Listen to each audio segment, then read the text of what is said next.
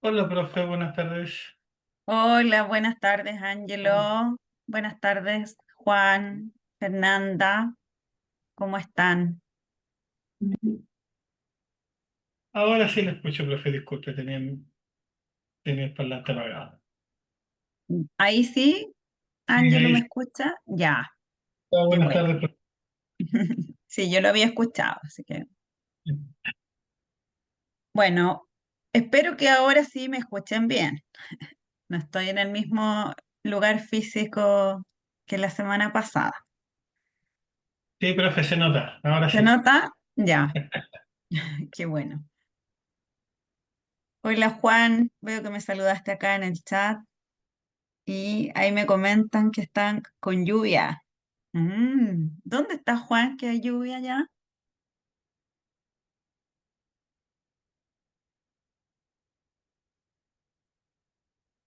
¿En Santiago? Ah, mire, yo estuve, bueno, siempre, yo trabajo creo que les había comentado, que trabajo en Santiago, en la sede de República, pero vivo en Rancagua, entre Rancagua en realidad y Viña. Pero cuando me vine todavía no caía agüita y acá corre harto viento, está bien oscuro, pero todavía no llueve. Creo. A ver, me voy a asomar. Generaste la curiosidad. No, está todo seco aquí. Bien, voy a admitir a Simón, que también estaba ahí en la sala de espera. Bueno, vamos a retomar lo que comenzamos la semana pasada, en la sesión pasada. ¿Se acuerdan que estamos ya en la unidad 3 de energía? ¿Y se recuerdan qué es lo que estuvimos viendo? ¿Qué es lo que aprendieron? ¿Algún término que recuerden?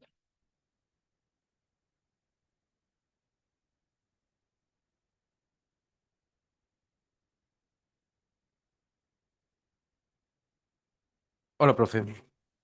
Hola Simón, bienvenido. ¿Algún término que recuerdan de la semana pasada? La ley de Hess. La ley de Hess, que fue lo último que revisamos, ¿ya? La ley de Hess, ¿se acuerdan que es una ley que indica que uno puede calcular la entalpía de un proceso de manera directa o de manera indirecta usando varios procesos o reacciones que finalmente lleven a la reacción de interés? ¿Ya? Entonces, en ese caso, ¿se acuerdan que vimos un par de ejemplos donde aparecían tres reacciones que si las sumábamos nos daba la reacción a la cual nos interesaba calcularle la entalpía, ¿verdad? El cambio de entalpía.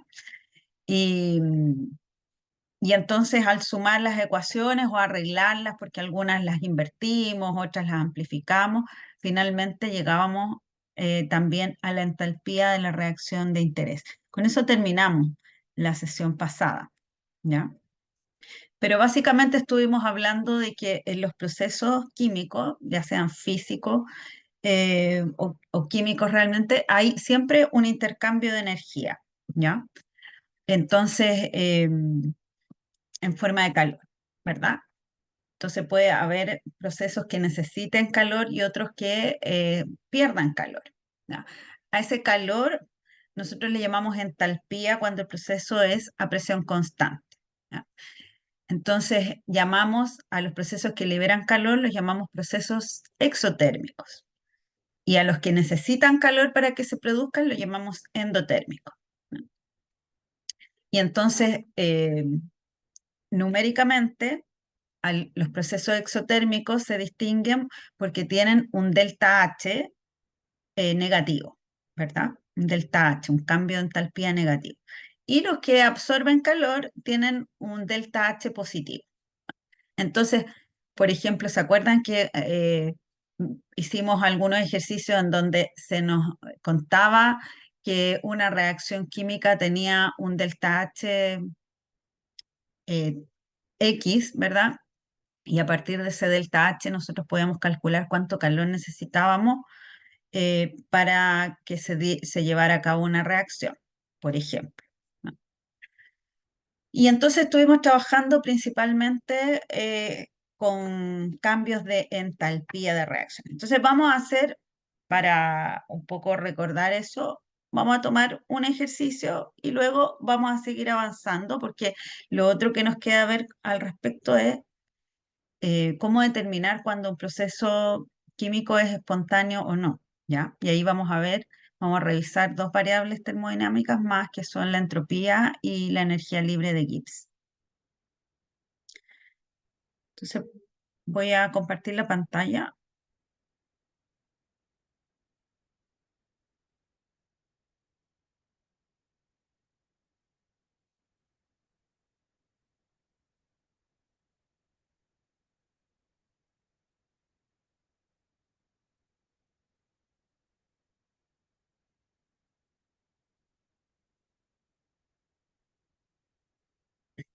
Perdón.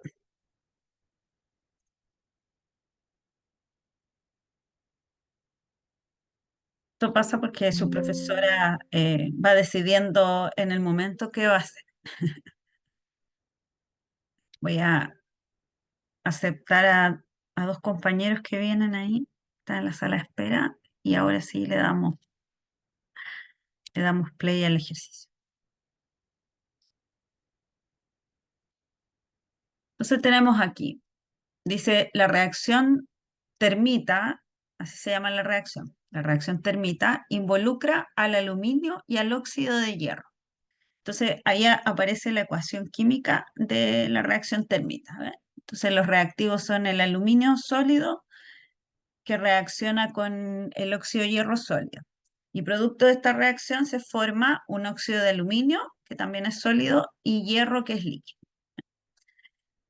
Esta reacción es altamente exotérmica y el hierro líquido formado se utiliza para soldar metales.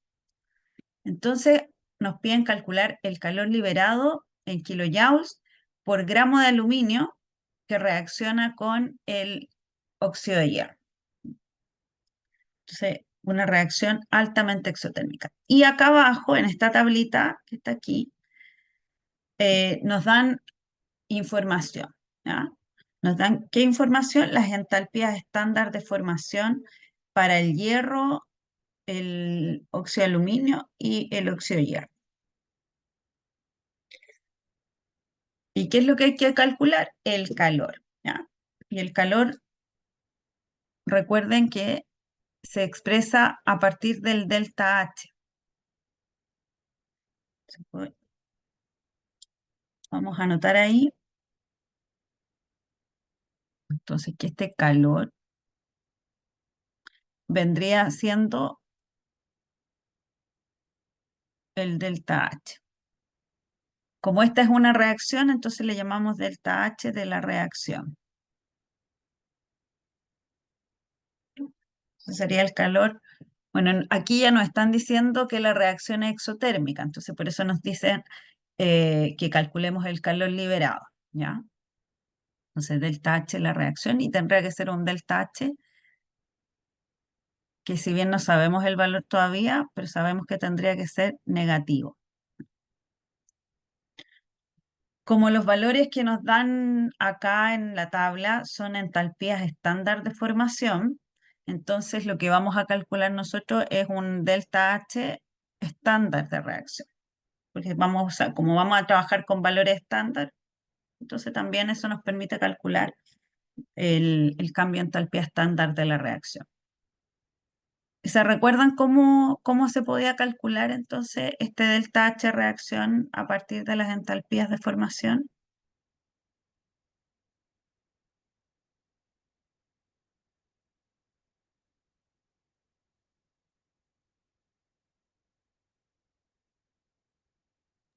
¿Se restaban? Se restaban, sí, bien. ¿Y qué se restaban?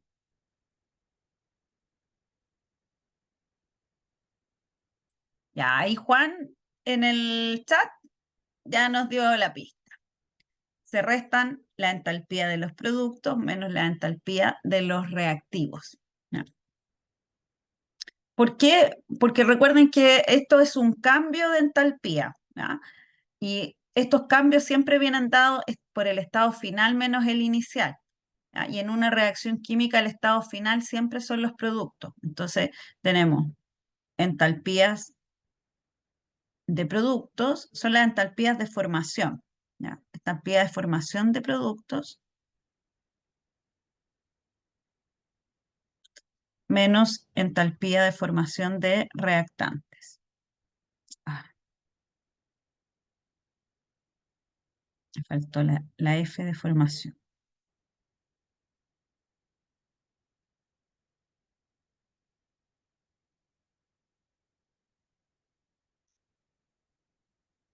Ya, y esas entalpías, bueno, tengo que considerar, ¿cierto?, la entalpía de formación de todos los productos menos la entalpía de formación de todos los reactantes, ¿ya? Y van multiplicados por los coeficientes estequiométricos, ¿ya? Porque se consideran los moles de cada uno. Entonces, yo la voy a escribir así para que quede más simplificada. En este caso, entonces, tenemos como producto, ¿cierto?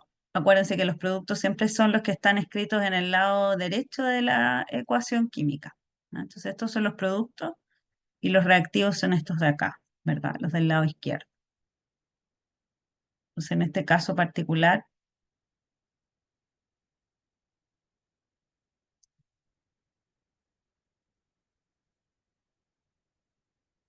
tendríamos que considerar primero la entalpía de formación del Al2 o 3, ¿ya? Y me fijo acá en la ecuación cuántos moles son. En este caso hay un solo mol. Y esa la tengo que sumar a la entalpía de formación del otro producto, que sería el hierro, ¿no? Pero en el caso del hierro son 2 moles, ¿no? Entonces es 2 por esa entalpía, ¿no? Porque estas entalpías son valores que están dados en kilojoule por mol, si ustedes se fijan en la tabla. Entonces por eso siempre tenemos que multiplicar por la cantidad de moles.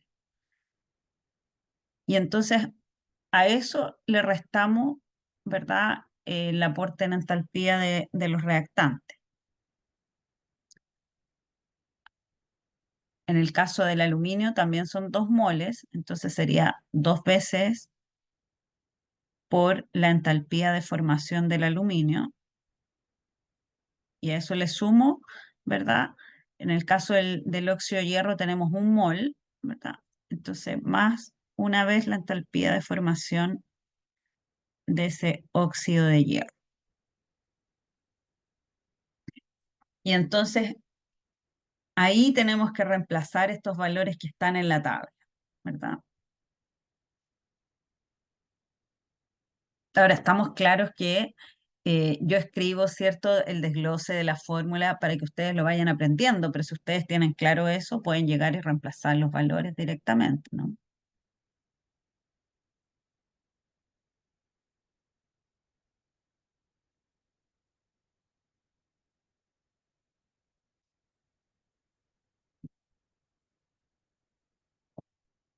Aquí no aparece el valor del aluminio porque tenemos que asumir que en el caso del aluminio, no del óxido de aluminio, del aluminio, es cero, ¿ya?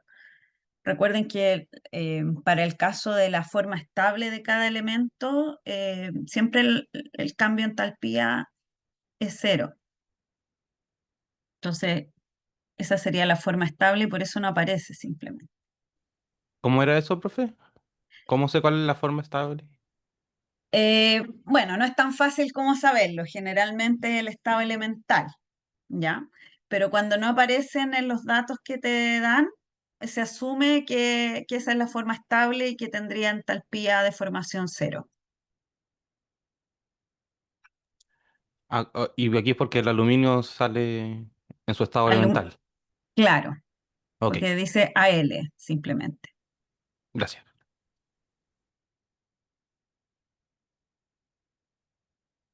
Mm.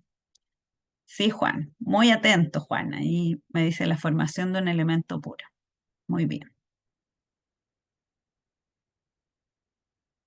Ya. Voy a reemplazar los datos, entonces en este caso tenemos 1669.8, que es la entalpía de formación del Al2O3,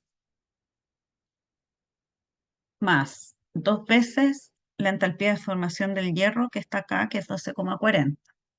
Tendríamos 2 por 12,40, eso sería 24,80.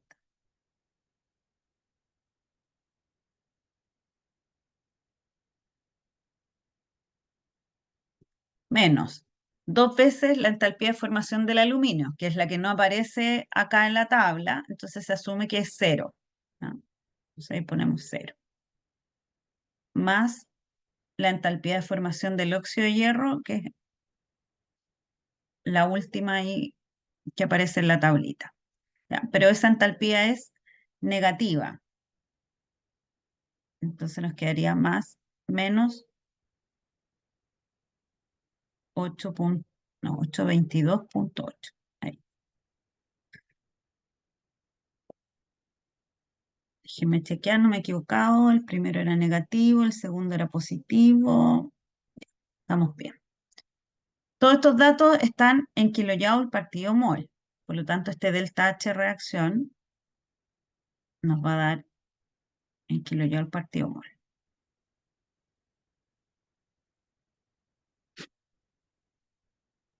Aquí, bueno, ya sumamos simplemente.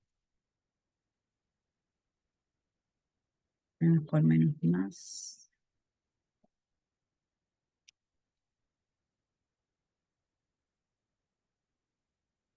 No sé cuánto les dio a ustedes, pero a mí me dio menos 822,2. Me dio lo mismo a mí. Lo mismo, ya. Juan, sí, sí. O sea, si tú lo vas haciendo paso a paso, porque Juan me dice que aquí, en esta parte, cuando él reemplazó, acá colocó 2 por 0. ¿Ya? Entonces yo le estoy diciendo que está bien, sí, porque si lo está haciendo paso por paso, por ejemplo, acá si yo me omití en el fondo un paso. Aquí, eh, si voy escribiendo paso a paso el reemplazo, debía haber puesto 2 por el 12,40, solo que yo lo hice inmediatamente. Entonces aquí hice lo mismo. Inmediatamente hice el 2 por 0 y por eso coloqué 0 ahí. Espero no haberlos confundido. Bien, entonces esto, a lo que hemos llegado acá, el menos 822,2 kilojoule, es el calor liberado, ¿verdad? Pero esto es por mol. Y en realidad es por cada 2 moles de aluminio. Porque este dato nosotros lo hemos obtenido usando esta ecuación química, ¿verdad? En donde participan 2 mol de aluminio. Entonces esto deberíamos expresarlo así. Son menos 822,2 kilojoule por cada... Ay, espera, aprieto cosas sin querer. Esto sería entonces para 2 mol de aluminio que reacciona. ¿Ya? Entonces finalmente esto quedaría como menos 411,1 kilojoule por mol de aluminio que reacciona, ¿ya? Por mol de Al. Pero la pregunta aquí, fíjense que es más específica aún, porque dice calcula el calor liberado en kilojoules por gramo de aluminio. Y es por eso que ahí nos dan el valor de la masa molar, que está en el paréntesis. ¿Ya? Eso que está en el paréntesis, ahí es la masa molar. Entonces, como nosotros lo tenemos por mol, con la masa molar lo podemos llevar a gramo. Entonces ese cálculo lo voy a hacer acá.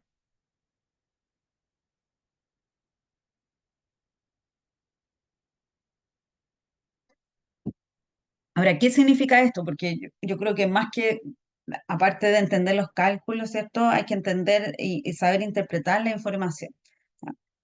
Eh, Eso significa que si hago reaccionar un mol de aluminio en esta reacción, se van a liberar 411,1 kilojoule de calor.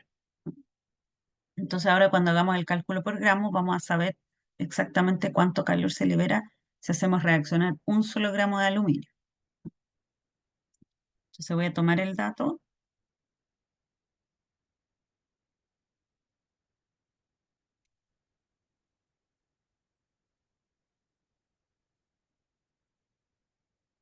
Y aquí multiplicamos de tal manera de cancelar las unidades. Entonces la masa molar me dice que un mol de aluminio son 26,98 gramos de aluminio. Y entonces ahí nos quedaría en kilojoule partido por gramo de aluminio.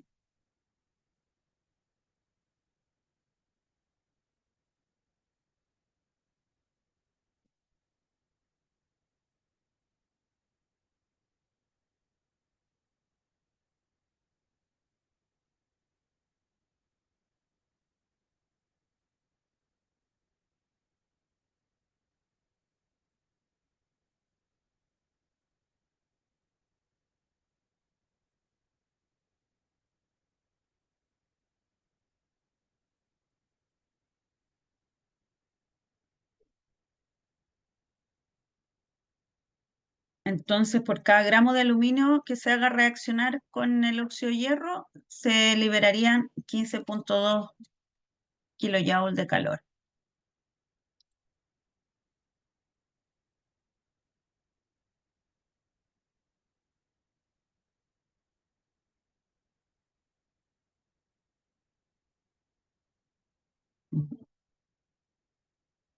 Ya, Juan, usted siempre me lleva a la delantera, ¿eh? Estaba leyendo lo que había escrito en el chat. Bien, entonces es importante tener claro que cuando uno calcula un delta H reacción, como lo hicimos acá, que llegamos al menos 822,2 kilojoule, eso va a ser para las cantidades que están planteadas en la ecuación, ¿ya? O sea, aquí yo puedo plantearlo así, ¿cierto? Si lo hago en función del aluminio, digo, se libera esta cantidad por cada 2 mol de aluminio porque me parecen 2. Ahora, si lo quiero expresar en función del otro reactivo, ¿verdad? Serían que se liberan menos 822,2 kilojoule por cada 1 mol de óxido de hierro, ¿ya? O si lo quiero expresar en función de alguno de los productos, yo podría decir, se liberan o- em, 822,2 kilojoule por cada 2 moles de hierro que se forman.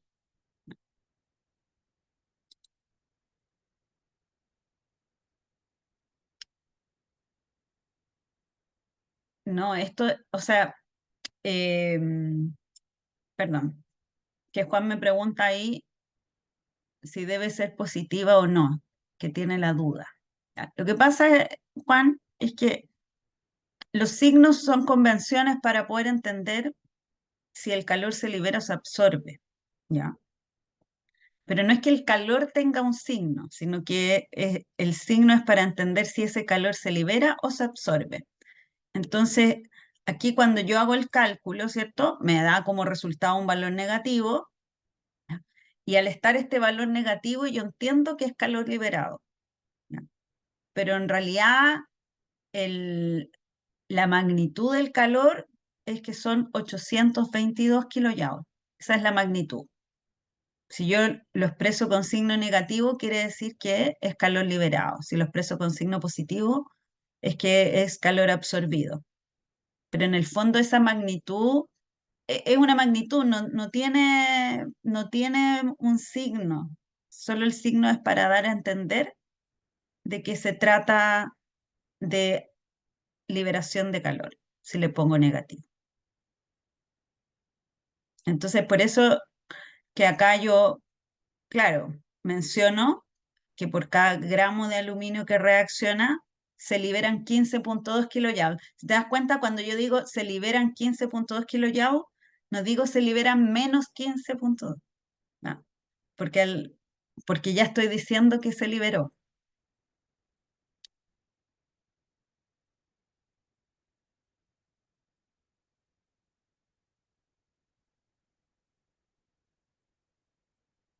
Es que depende cómo te hagan la pregunta, ¿ya? Porque tú me estás diciendo, acabo de leer ahí tu otra pregunta, es más que nada en la prueba, ¿ya? Bueno, depende de la pregunta, porque si la pregunta te dice, calcula el delta H de reacción, el delta H de reacción siempre va a tener un signo, ¿no? El delta H de reacción puede ser positivo o negativo. Entonces, pero si te están preguntando la cantidad de calor simplemente que se libera, es del momento que te dicen que está liberado, nada más tienes que indicar la magnitud.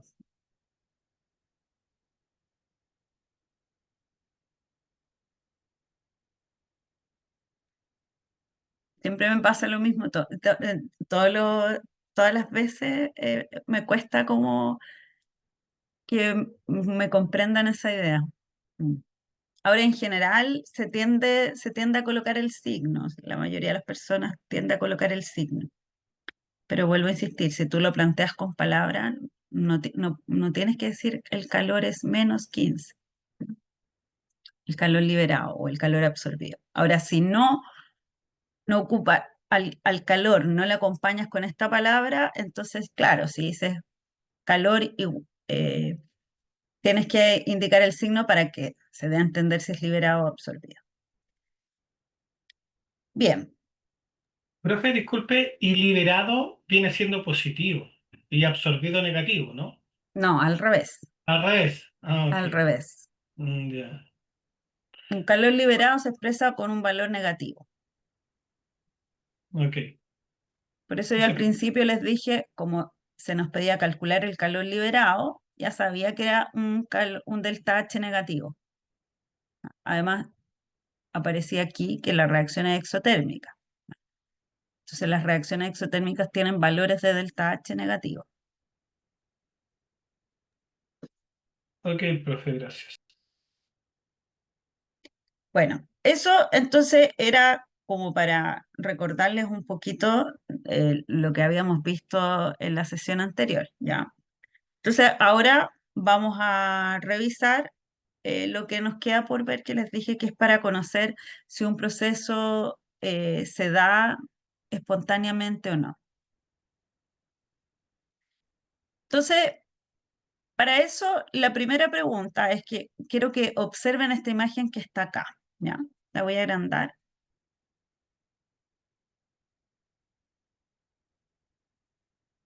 Ahí. Ve que hay dos esquiadores, uno con una chaqueta roja y otro con una chaqueta media morada. Entonces, el de la chaqueta roja tiene una expresión bien particular. ¿Podrían identificar esa expresión?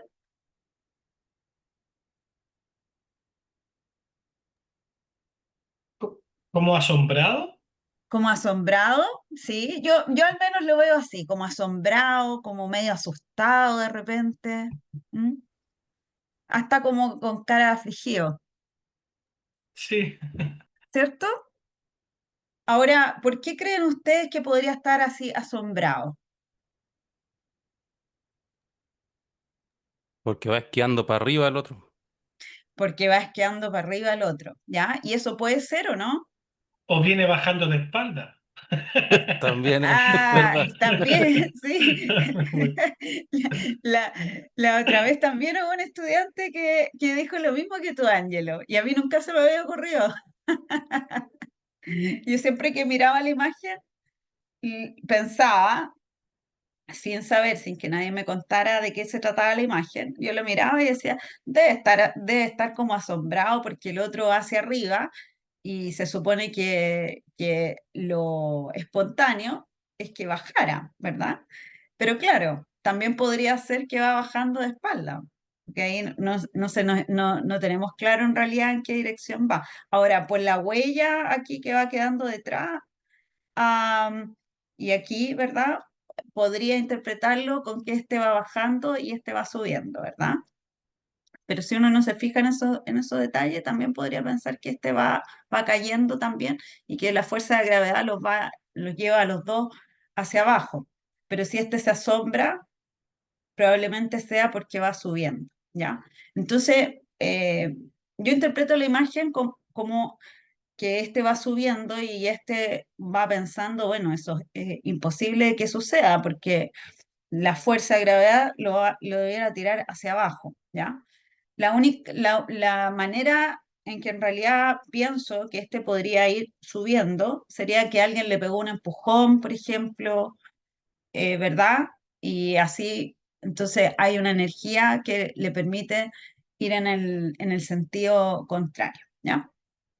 Bueno, la idea de esto en realidad es que pensemos en que hay algunos procesos que son espontáneos, es decir, que se dan por sí solos, y otros que no son espontáneos. Por ejemplo, aquí en la imagen, que un esquiador vaya bajando la montaña sería algo espontáneo, ¿verdad?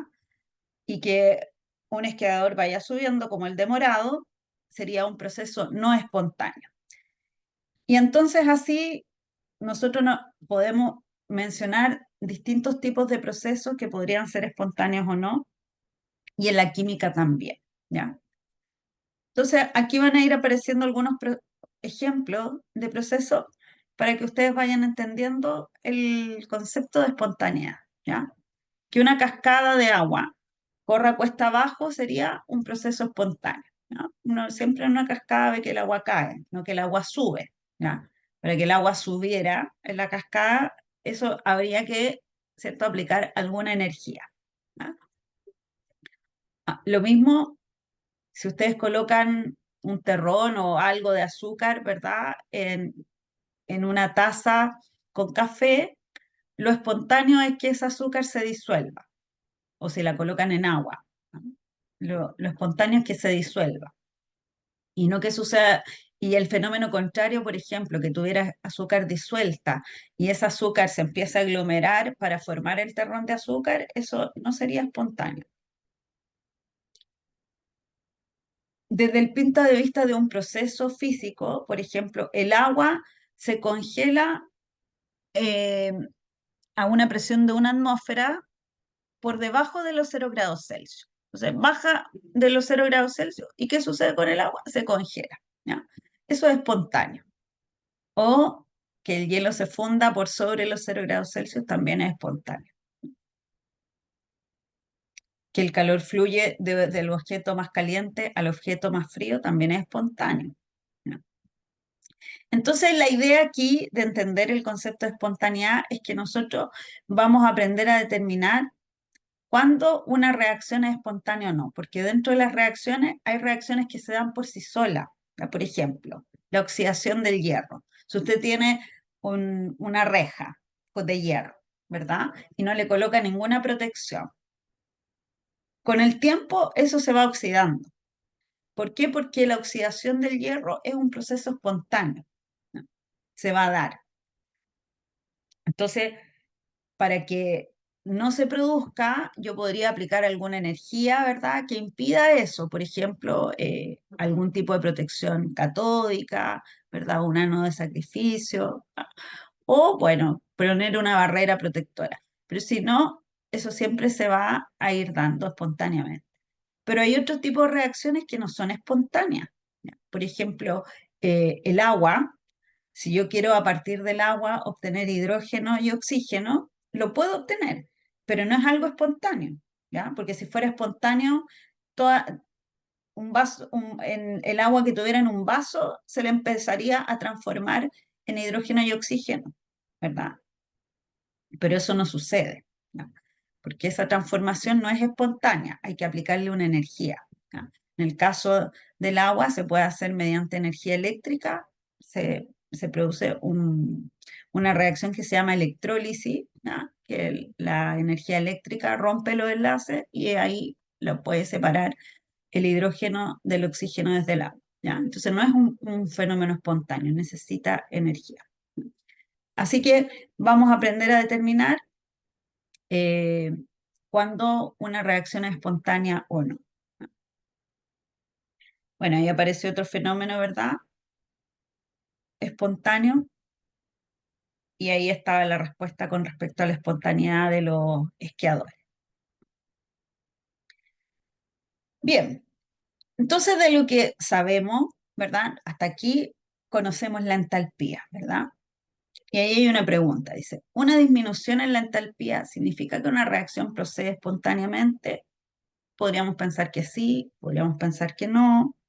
Bueno, vamos a ver aquí, van a aparecer algunas reacciones espontáneas y sus valores de entalpía.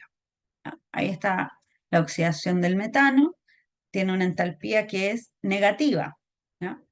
Y esa es una reacción espontánea, ¿no? Entonces podríamos pensar, como esa es una reacción espontánea y tiene una entalpía negativa, podríamos generalizarlo, ¿verdad? Podríamos pensar que todas las reacciones que son exotérmicas son reacciones espontáneas.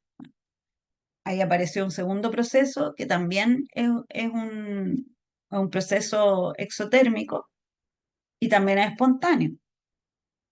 Pero resulta ser que aquí apareció otro proceso que es espontáneo, la fusión del agua, pero resulta que no es un proceso exotérmico, es un proceso endotérmico. Y entonces ahí ya se caen todas las ideas de que solamente los procesos exotérmicos son espontáneos, ¿ya? Porque hay procesos que son espontáneos y que son endotérmicos, ¿ya? Como los dos últimos que están ahí. Ahora que sí hay una tendencia de que los procesos exotérmicos tienden a ser reacciones espontáneas, eso sí, ¿ya? Hay mayor probabilidad que una reacción exotérmica sea espontánea que un proceso endotérmico. Entonces, la espontaneidad de una reacción no solamente depende de la entalpía, ¿ya? También depende de otra variable termodinámica que es la entropía. ¿Han escuchado hablar de la entropía? Poco. Poco. Les pregunto si igual están acá para aprender, ¿verdad? Pero quizás pueden haber escuchado algo, como ustedes también están haciendo un ramo de física y esto es parte de una rama de la física que es la termodinámica, podría ser que hayan escuchado de la entropía, ¿ya? Pero la entropía es una medida del desorden de un sistema, ¿ya? Se representa con una letra S, así como la entalpía la representamos con una H, la entropía con una S, ¿ya? Y habla del desorden. Entonces, hay sistemas que tienden al desorden, otros que tienden al orden. Bueno, ahí Juan ya nos había dicho que en termodinámica se usa. Efectivamente, si la entropía una propiedad termodinámica, ¿no? Entonces, mientras más ordenado un sistema, menor es la entropía, ¿ya? Son inversamente proporcionales. Aumenta el orden, disminuye la entropía. Si aumenta el desorden, va a aumentar la entropía. Entonces, mientras mayor la entropía, más desordenado es un sistema. Y bueno, como es una propiedad termodinámica, también depende del estado final y el inicial.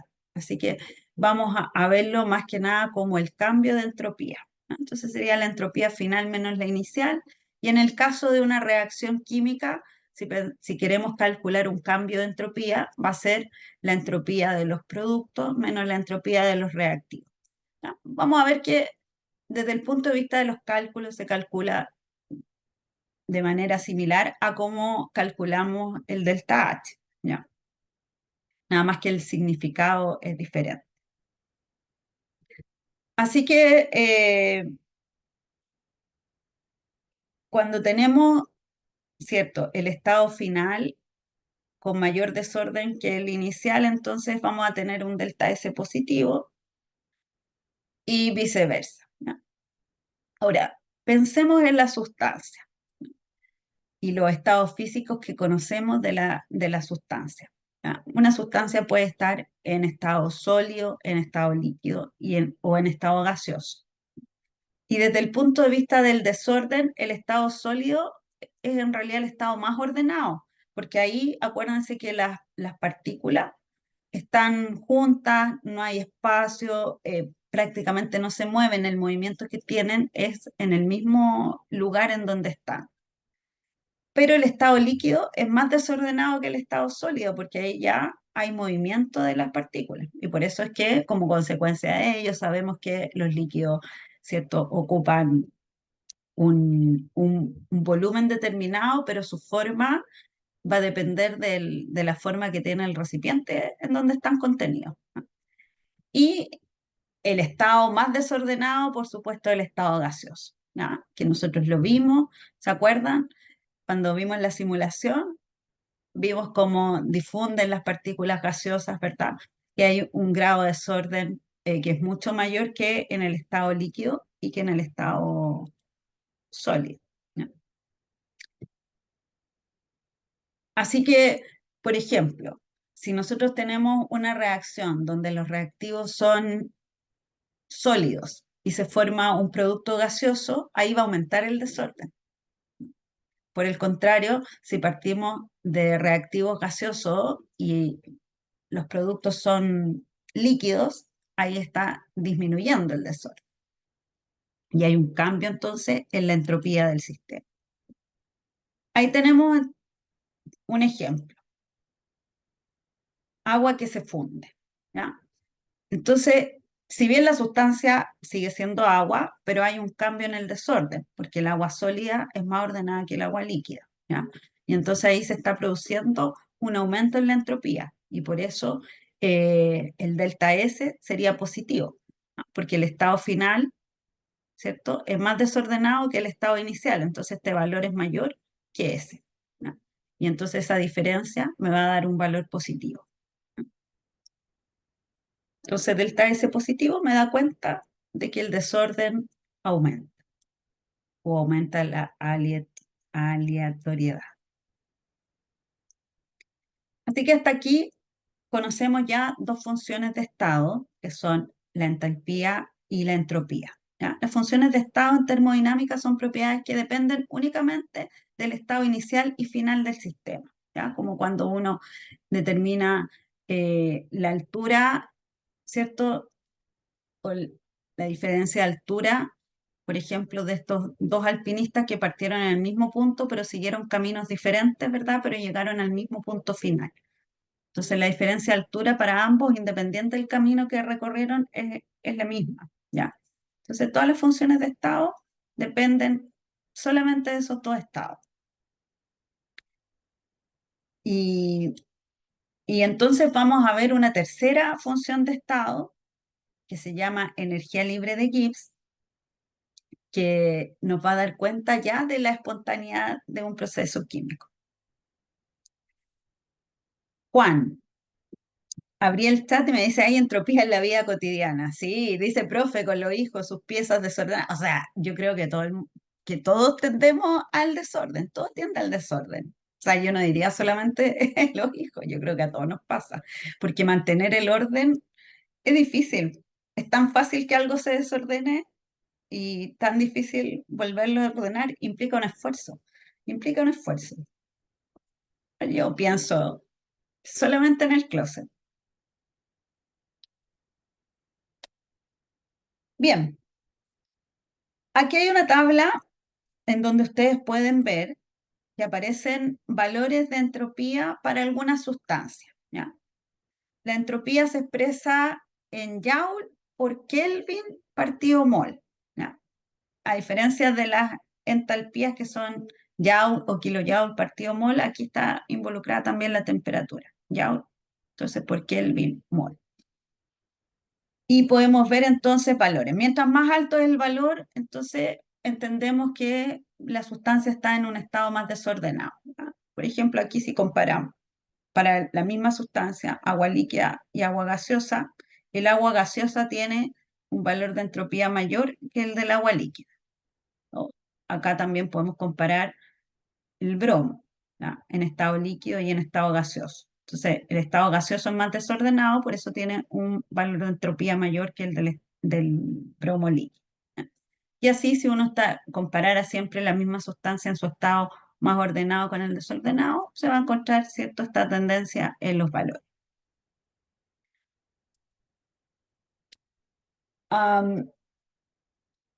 Aquí tenemos procesos, ¿verdad?, que conducen a un aumento en la entropía. Ya habíamos hablado el caso del cambio de sólido a líquido, o sea, aquí este estado más desordenado, de líquido a vapor también, pero también hay un aumento en la entropía, por ejemplo, cuando una sustancia se disuelve en otra. ¿Ya? Cuando tenemos un soluto que se disuelve en un disolvente, cuando se produce la mezcla de ellos, entonces se forma una disolución. Y en la disolución el soluto está repartido por todo el solvente, ¿ya? Y por lo tanto aquí hay un desorden. Así que es por eso que la disolución, ¿verdad?, tiende a darse, ¿ya? Tiende a suceder.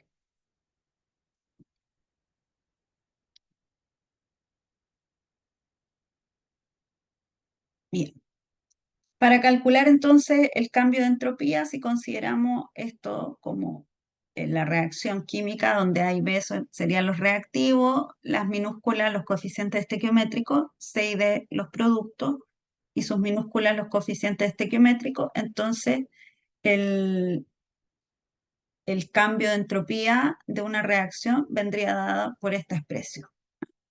Entonces son las entropías de producto menos entropía de reactante multiplicado, ¿cierto?, por la cantidad de moles correspondiente. Por supuesto que si la reacción es llevada a cabo a una atmósfera de 25 grados Celsius, esa entropía le llamamos entropía estándar de la reacción. Y entonces ahí aparece ese signo. ¿Se acuerdan que la semana pasada les expliqué que ese cero que se colocaba acá arriba indica que es estándar, y que sea estándar quiere decir que el proceso es a una atmósfera de 25 grados Celsius? Bien, así que eso sería entropía final menos entropía inicial. Y aquí vamos a ver un ejemplo. Nos preguntan por el cambio de entropía estándar de la siguiente reacción a 25 grados Celsius. Y ahí está. Entonces tenemos monóxido de carbono con oxígeno para formar dióxido de carbono. Por supuesto, para poder resolver este problema necesitamos conocer las entropías de cada una de esas sustancias, ¿no? Y entonces aquí aparecen los datos. Esos son los datos y reemplazamos en la ecuación, ¿verdad? Como el producto es el CO2 y son 2 moles, entonces sería 2 veces la entropía del CO2 menos, y aquí viene entonces las entropías de los reactantes, que son el CO, donde son 2 moles, entonces por eso es 2 veces la entropía del CO, y eso se suma con la entropía del oxígeno, que sería 1 mol. Luego se reemplazan los datos y por tanto acá tenemos que la entropía, el cambio de entropía es negativo, ¿ah? Es de menos 173.6 Joule partido Kelvin mol. Lo que tiene lógica que sea negativo, o sea, me está dando cuenta que el estado final es más ordenado que el estado inicial. Y tiene lógica porque acá partimos de 3 moles de gases y terminamos en 2 moles de gases.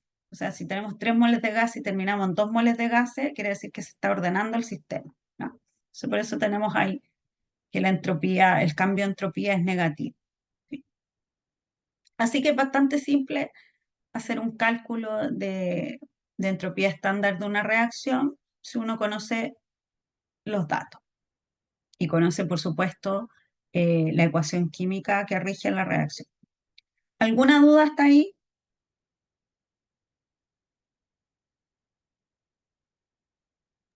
Los datos de la entropía de productos y eh, reactantes nos los dan.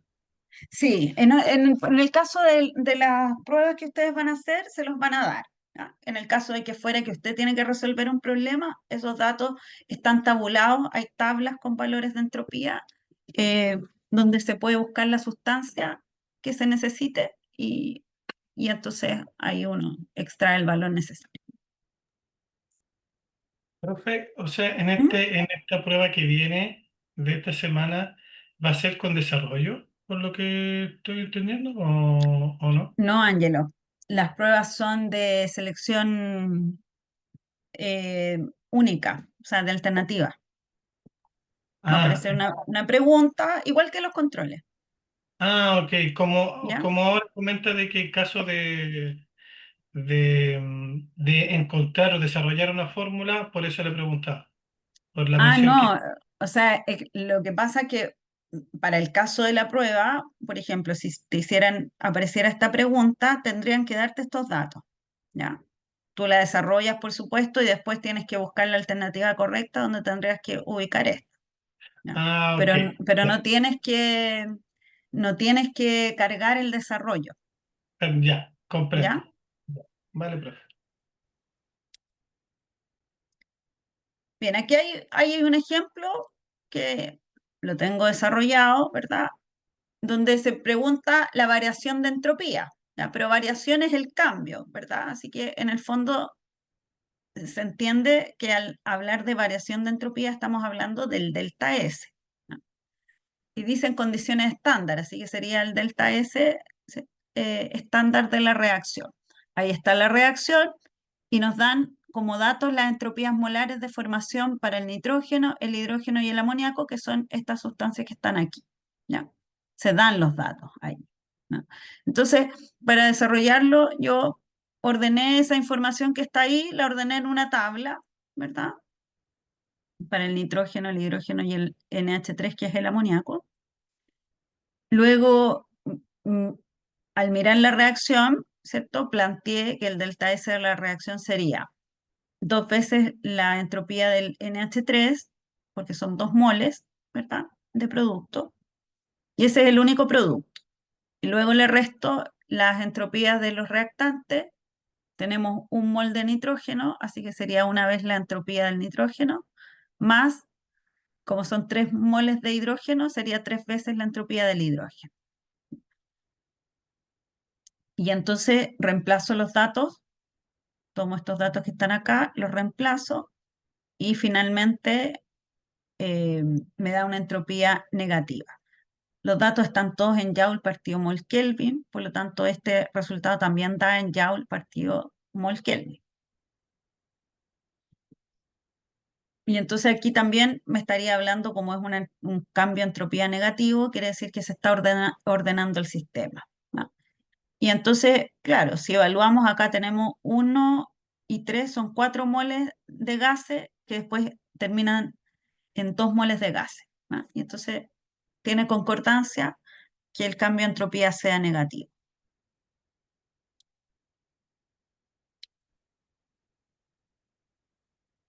Vamos a ver ahora entonces la última propiedad termodinámica, que es la energía libre de Gibbs, ¿ah? Que se simboliza por la G, ¿ya?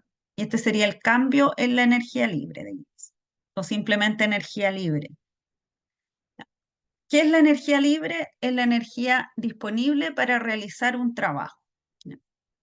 Entonces, para un proceso a temperatura constante, delta G puede calcularse a partir de delta H y delta S, ¿ya? Delta G es igual al delta H del sistema menos T, que es la temperatura, por delta S del sistema. Esa es una manera de calcular entonces la energía libre. Depende entonces de la entalpía y de la entropía, además de la temperatura a la que está el sistema. ¿Y qué información nos da delta G? Sobre la espontaneidad, ¿ya? Si delta G es negativo, quiere decir que la reacción es espontánea en la dirección directa, es decir, en la dirección en la que está escrita. Si el delta G es mayor a 0, o sea, positivo, la reacción no es espontánea y sería espontánea en la dirección opuesta, ¿ya? Y si delta G es igual a 0, quiere decir que la reacción está en equilibrio, es decir, que la reacción se da en el sentido directo y en el sentido opuesto. Entonces, vamos a ver cómo podemos calcular delta G para un tipo de, o sea, para alguna reacción en particular, ¿ya? Ahora, la otra manera que tenemos de calcular el delta G es si conociéramos las energías libres de los reactivos y de los productos. ¿ya? Si las conociéramos, lo podríamos hacer de la manera en cómo hemos aprendido a calcular el delta S y el delta H, ¿ya? O sea, se podría hacer así también, ¿ya? El delta G de la reacción. Entonces, delta G de productos menos delta G de reactivo. Y siempre multiplicado por coeficiente estequiométrico. Pero es mucho más fácil conocer el delta S y el delta H. Así que por eso vamos a colocar el foco usando la fórmula que les había mencionado recién. Entonces, aquí tenemos un primer problema en donde se nos está preguntando por el cambio en la energía libre para esta reacción llevada a cabo a 25 grados Celsius. Es una combustión, ¿no?, donde se produce dióxido de carbono y agua. En este caso, porque nos van a dar los datos, se puede hacer con esta fórmula, ¿ya? O sea, yo puedo buscar las delta G de cada producto y de cada reactivo y reemplazar, ¿ya? Por ejemplo, el delta G del CO2 es menos 394,4, ¿ya? Y lo multiplico por 12 porque son 12 moles, ¿ya? Eso que nunca se les olvide. El delta G de formación del agua es menos 237,2 y como son 6 moles, entonces multiplico por 6. En el caso del benceno, su delta G es 124,5 y como son 2 moles, multiplico por 2. Y en el caso del oxígeno, pasa lo mismo que con el delta H, ¿ya? Los delta G de los elementos en su forma estable son igual a 0, ¿ya? Entonces por eso acá no se considera. Y en este caso tendríamos un delta G que nos da menos 6.405 kilojoules. Ahora, el signo del delta G nos indica que este proceso es un proceso espontáneo, ¿ya? Delta G negativo quiere decir que la reacción es espontánea. ¿Qué significa eso? Que esta reacción, así como está escrita, va a ser espontánea. Interpretación de que sea espontánea.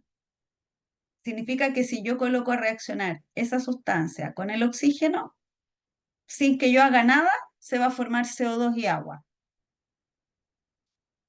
Es como el esquiador que iba hacia abajo. No tiene que hacer un esfuerzo. Si se coloca, ¿cierto?, en la posición hacia abajo, ese ir hacia abajo se da por sí solo, ¿ya? Entonces, en las reacciones químicas, si el delta G es negativo, quiere decir que la reacción así como está escrita se va a dar por sí sola. Como les decía, como el ejemplo de la oxidación del hierro, ¿ya? Te coloca un trozo de hierro en presencia de oxígeno y ¿qué le va a pasar? Se va a oxidar, ¿ya? Porque es un proceso espontáneo. Pero si delta G para esta reacción fuese positivo, significaría que la reacción no es espontánea, ¿ya? Y no se va a dar en ese sentido, sino que se daría en el sentido contrario de manera espontánea. ¿Se entiende la idea de lo que estoy planteando con respecto a la espontaneidad de las reacciones?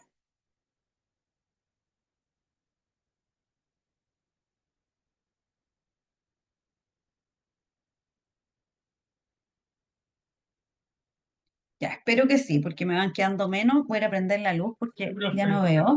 ¿Mm? Ya, no sé si estoy con mucho, ¿cómo le llaman? Delay, que me responden como a los 2 minutos después que pregunto.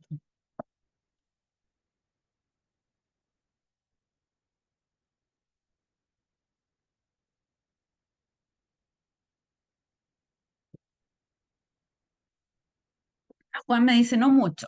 Ya, voy a volver a reforzar la idea. Ah, y para reforzarla voy a escribir una ecuación que cuando vimos estequiometría la escribimos varias veces.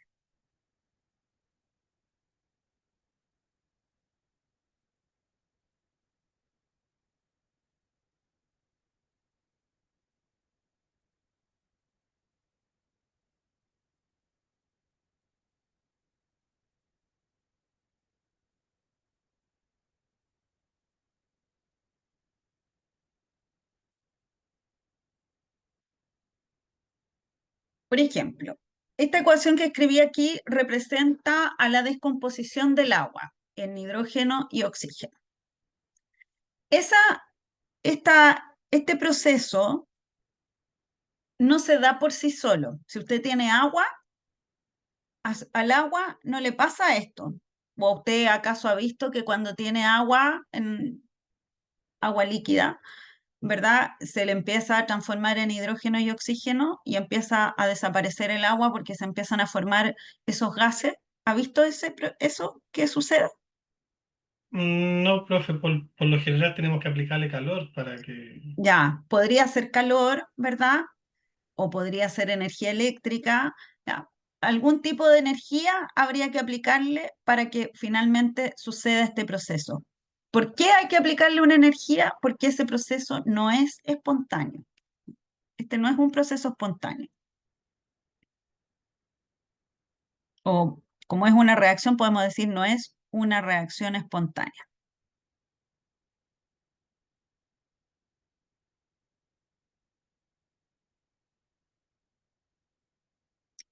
Así que esta reacción, por lo que ya les enseñé, tendría que tener un delta G mayor a cero, ¿ya? Porque un delta G mayor a cero habla de reacciones que no son espontáneas. Entonces, esto no es espontáneo así como está escrito, ¿ya? La reacción directa no es espontánea. Pero si no es espontánea la reacción directa, la que sí es espontánea es la que va en el sentido contrario. Es decir, si yo coloco hidrógeno con oxígeno a reaccionar, sí voy a obtener agua. Eso sí sucede. ¿Por qué? Porque una reacción, si en un sentido no es espontánea, en el sentido contrario es espontánea. Entonces, en el caso de esta reacción, así como yo la escribí, ya, nosotros sabemos que no es una reacción espontánea, ¿ya? Pero si no es espontánea, entonces tenemos que tener claro que la reacción en el sentido opuesto va a ser espontánea y se va a dar. En el caso de la reacción que estábamos evaluando acá, ya, de la combustión del benceno, nos dio un delta G negativo, ¿ya? Un delta G negativo quiere decir que un proceso es espontáneo, ¿ya? Entonces, si esto es espontáneo, significa que la reacción, así escrita de izquierda a derecha o directa, como le decimos, sería espontánea. Si yo pongo a reaccionar el benceno con el oxígeno, espontáneamente voy a obtener CO2 y agua. No voy a tener que hacer ningún esfuerzo, no voy a tener que aplicar ninguna energía, porque esta reacción es espontánea.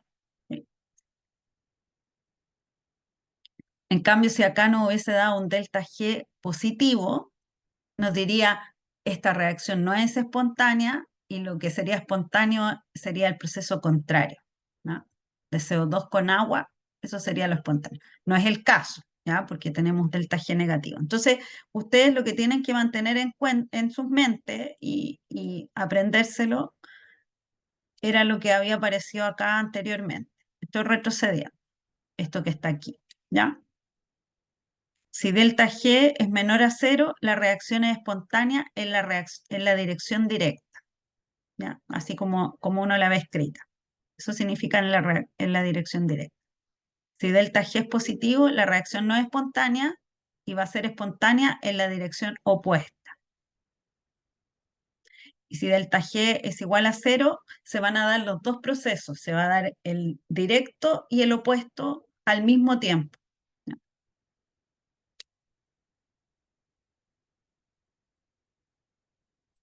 ¿Con qué fórmula calcula la energía libre? Puede ser con dos, puede ser con esta. Si usted tiene los datos de delta H, delta S y sabe a qué temperatura se produce el proceso, lo puede hacer así, ¿ya? Ahora, si usted conoce los valores de delta G de cada reactivo y de cada producto, lo puede hacer de la otra forma, que era la que había aparecido en el ejercicio. Ahora estoy avanzando en la PPT, que fue como apareció en este ejemplo. Son dos maneras.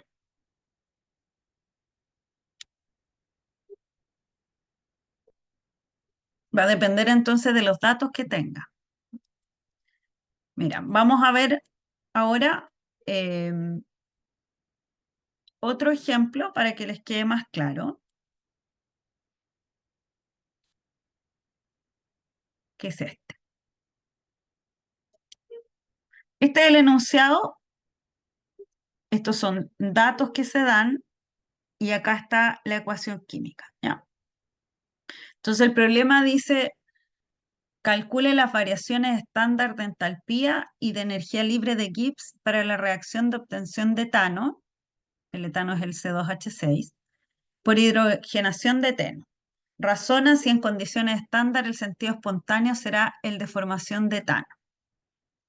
Y nos dan esta tabla donde aparecen los valores de delta H de formación para el eteno, el etano y para el hidrógeno. Y aparecen las entropías para las mismas sustancias. Entonces, con esto, por un lado, hay que calcular la variación estándar de la entalpía, es decir, el delta H, la variación de la energía libre de Gibbs, es decir, el delta G. ¿No? Y además decir si la reacción es espontánea para la formación de etano, es decir, esta reacción.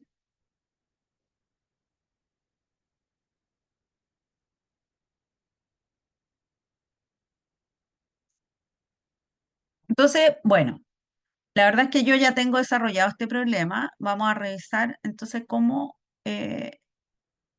habría que desarrollar. Aquí está desarrollado. Entonces, lo primero que hice yo acá fue calcular el delta H de la reacción, ¿verdad? Delta H de productos menos delta H de reactante. Entonces, tomé de acá los delta H y multipliqué por la respectiva cantidad de mol. Aquí todos son un mol. Entonces, este es el producto, el C2H6. Eso es delta H formación del C2H6 menos, y vienen después, ¿cierto? Los delta H de los reactivos, que son el C2H4 y el H2. Entonces, delta H formación de CO2H4 más delta H formación de H2. Y tomo estos valores de acá, ¿verdad? Y los reemplazo. Y al reemplazarlo, me da un delta H reacción negativo. Por lo tanto, bueno, a partir de ahí ya me puedo dar cuenta que es una reacción exotérmica y son menos 136.4 kJ por mol. Notar que los datos de delta H están en kJ por mol. Entonces aquí cumplí con esto, ¿sí? Y después me piden calcular la energía libre de Gibbs, pero acá no me dan delta G de la sustancia. Entonces, la forma que tengo para poder calcular el delta G es usar esta ecuación. Y en esta ecuación necesito el delta H, que ya lo calculé, pero también necesito el delta S y la temperatura. Entonces, es por eso que voy a calcular el delta S, para poder usarlo acá y calcular finalmente el delta G. ¿Cómo calculo el delta S? Usando los valores de S para cada reactivo y producto. Aquí lo hice en amarillo. Delta S de la reacción sería S de los productos menos S de los reactivos, siempre multiplicado por la cantidad en moles. Y entonces reemplazo.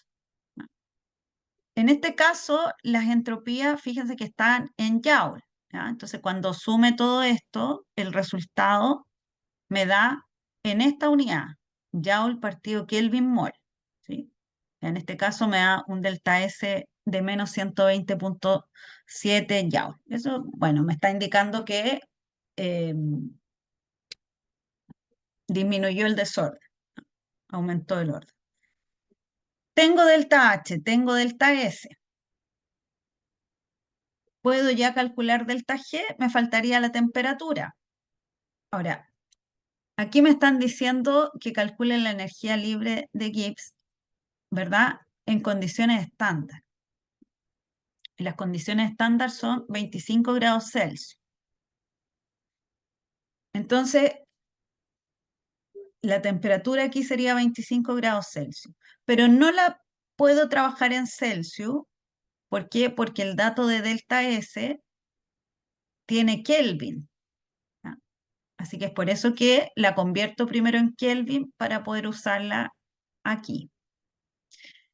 Y entonces una vez que tengo mis datos, los voy a reemplazar, pero ojo, como aquí el delta H con este valor se van a restar, yo o trabajo ambos datos en kilojoule o ambos en joule, ¿no? Porque si no, no los voy a poder restar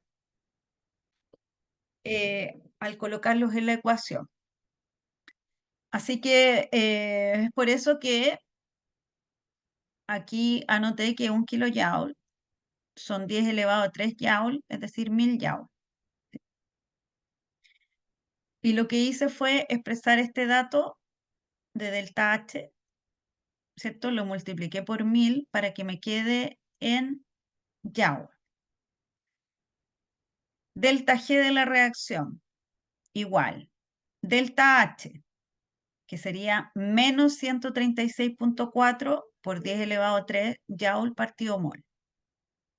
Menos, y ahí viene este otro término, que lo coloqué aquí en el paréntesis, T por delta S, que es menos 120,7 joule partido Kelvin mol.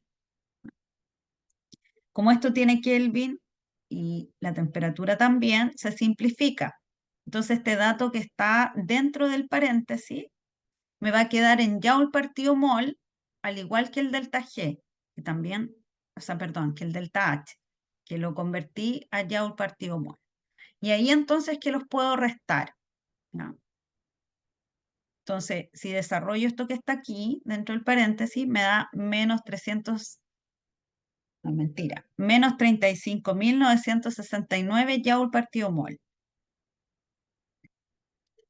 Como tiene el signo negativo fuera, menos con menos me da más, así que al menos 136 por 10 elevado a 3 le sumo el 35.969.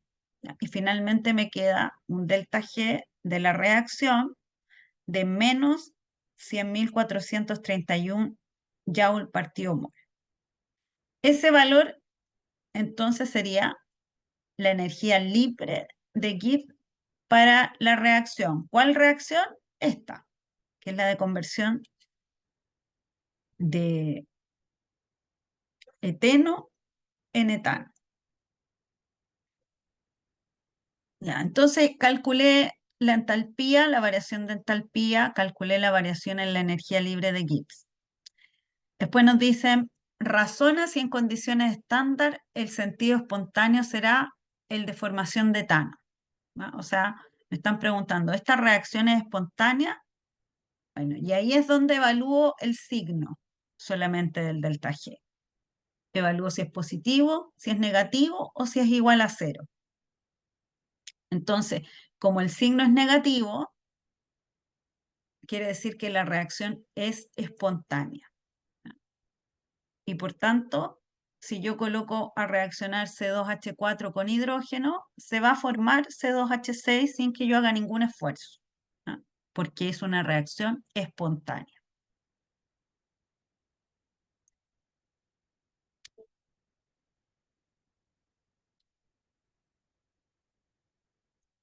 ¿Se comprendió el desarrollo del problema? Sí, profe. Ya, qué bueno. Entonces, eso es lo que yo les planteaba de un principio, ¿ya? O sea, si nosotros conocemos finalmente el cambio de entalpía, el cambio de entropía de una reacción, vamos a poder decir si esa reacción se va a dar o no se va a dar, ¿no? Las reacciones no todas son que yo junto una cosa con otra y voy a obtener una sustancia nueva, ¿ya? Porque a veces yo junto una cosa con otra y no se forma una sustancia nueva. ¿Por qué?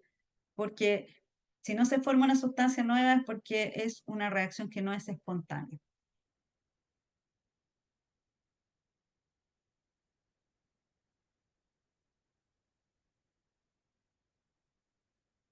Estoy leyendo el chat. La multiplicación del 298 por el menos 120. Y no sé qué más dice. No alcanzo a leer. Porque decía como no, y ahí quedé. Ya, pero esto es por la fórmula, sí. Esto es la temperatura por, y esto es el delta S. T por delta S.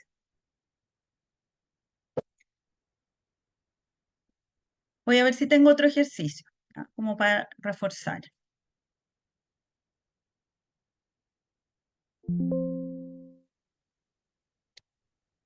Porque estos son los que hicimos la semana pasada, que yo los tiré como para el final de mi PPT.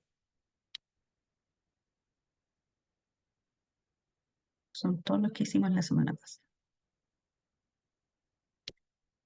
Oh, y ahora se puso a llover acá. Acaba de comenzar. Ya, ustedes tienen una guía de esta semana, de la semana 6, que tiene 3 ejercicios que son solamente de delta S, ¿ya? Esta es la guía de la semana 6. Yo no sé por qué no le pusieron de cálculo de delta G. Pero si ustedes se fijan ahí aparece como el formulario, aparece entropía, aparece el delta S de reacción y cómo se calcula, lo que significa cada término. Y entonces el primer problema dice, utiliza la entropía estándar para calcular delta S de reacción a 25 grados Celsius para la siguiente reacción. ¿Ya? Y ahí tienen entonces la reacción. Y fíjense que aquí les dicen, considera los siguientes valores de entropía estándar, que es lo que me preguntaban ustedes, ¿ya? Entonces, aquí es un problema en donde ahí están los valores. Entonces uno toma los valores, los reemplaza en la fórmula y finalmente calcula el cambio en la entropía, ¿ya? Después hay un segundo problema que dice, señala en cuál de las siguientes reacciones la variación de entropía es más positiva o más negativa. Entonces habíamos hablado que la variación de entropía da cuenta del desorden. O sea, mientras más entrópico, más desorden, ¿ya? Eh, entonces, aquellas reacciones que tienen variaciones de entropía más positivas son las que tienden al desorden. Y las que tienen variaciones de entropía más negativas son las que tienden al orden. Entonces, por ejemplo, si evaluamos acá las 3 reacciones que están ahí descritas, podemos ver que la primera tenemos un reactivo sólido y otro gaseoso, y se forma un producto gaseoso. Si ustedes se fijan ahí en el estado físico, no sé si lo alcanzan a ver, ¿ya? Entonces, aquí tenemos el caso, ya, que se parte de un mol de gas y se termina en un mol de gas también, ¿ya? Entonces, podríamos decir que el desorden no es que aumente o disminuya mucho, se mantiene más o menos, ¿ya? Pero en el segundo caso, tenemos el reactivo es un sólido, después se forma un producto sólido y un gas.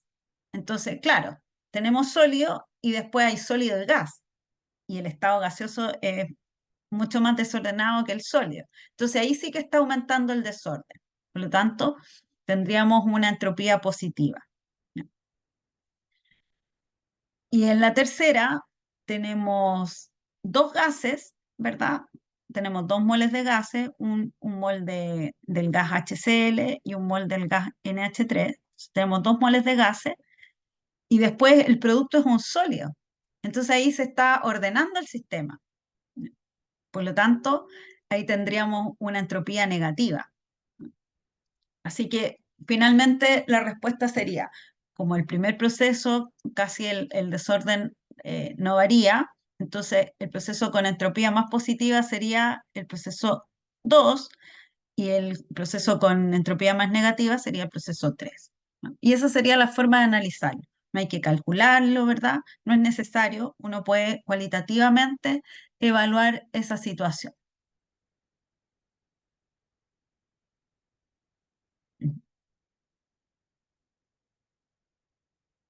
¿Qué se están dando ahí? Abrí el chat y veo ahí las manos. Un agradecimiento, ya. Ahora entendí. Perdón. Perdón la intromisión, la curiosidad. Muy bien. Y en este otro, el tercero, pues son esos 3 ejercicios, después ustedes lo hacen solito, ahí se ponen a prueba y se comparan con lo que está en el solucionario. Dice, calcula la entropía de formación del TAS de formación para el NaCl de acuerdo con la siguiente reacción no balanceada. Y ahí aparece el sodio con el cloro para producir cloruro de sodio. Entonces, bueno, lo primero hay que balancearla porque cuando uno hace los cálculos de delta S, delta H, finalmente dependen de los coeficientes estequiométricos, ¿no? Entonces, por eso hay que balancear. Y, y entonces, acá tienen las entropías, entropía del producto, menos entropía de los reactantes que son el sodio y el cloro. Y ahí pueden calcular el delta S. Si quisiéramos calcular el delta G, por ejemplo, necesitaríamos conocer también el delta H para este mismo proceso. O sea, podríamos buscar el delta H de formación del sodio, del cloro y del cloruro de sodio para poder calcular el delta H, ¿no? Y entonces ahí volver a la fórmula, ¿cierto? Delta G menos, igual a delta H menos T por delta S, y podríamos evaluar si ese proceso es espontáneo o no.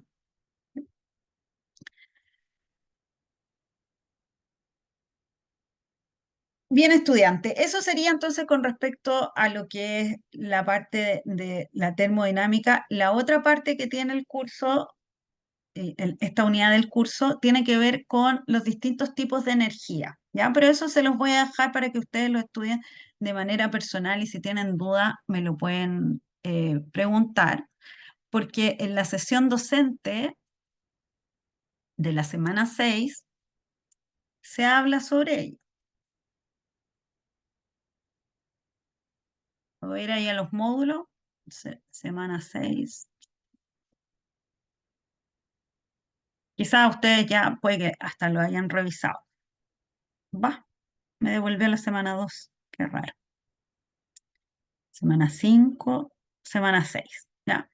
La semana 6 habla de los combustibles fósiles, las energías renovables y no renovables, ¿ya? Y eso está aquí, en esta sesión. Entonces ahí la Carolina les habla sobre los distintos tipos de energía. No lo voy a, vuelvo a insistir, aquí no hay nada de cálculo ni nada complejo de La entender. energía es ¿Ya? la Entonces por eso no pienso que mejor lo estudien ustedes o lo escuchen cuando tengan el tiempo, ¿verdad? Pero si ustedes se fijan ahí, parte hablando de la energía, después fuentes de energía renovable, y están descritas la energía solar, por ejemplo, energía geotérmica, si van avanzando, ¿ya? Me está tapando ahí, fuentes de energía renovable, y sigue acá, ¿cierto? Y después habla ya de los combustibles fósiles, eh, y los va ahí mencionando uno a uno, ¿ya? También se habla de la huella de carbono. Para los que no saben lo que es la huella de carbono, ahí lo pueden aprender. Y yo también tengo una PPT relacionada con eso. Entonces, se las voy a compartir por aviso y ahí pueden complementar. Puede que en la mía, que es esta que está acá, eh, puede que hayan algunos detalles que en la sesión de la Carolina no estén, ¿ya?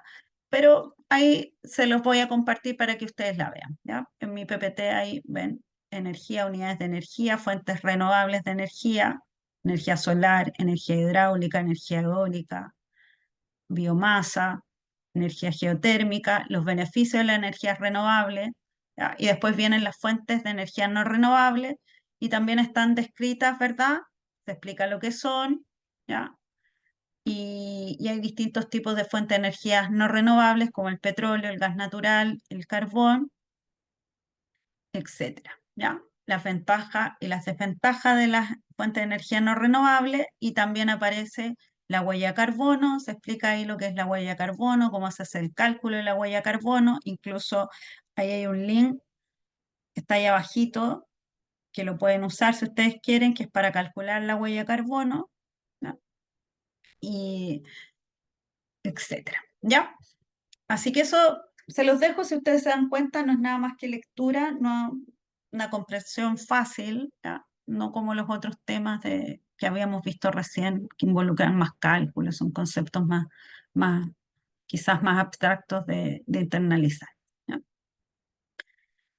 Así que no sé si tienen alguna duda, alguna otra cosa en lo que pueda ayudarlo, si no, para dejarlo hasta acá. Recordarles, sí, que esta semana tenían que realizar un control, ¿verdad?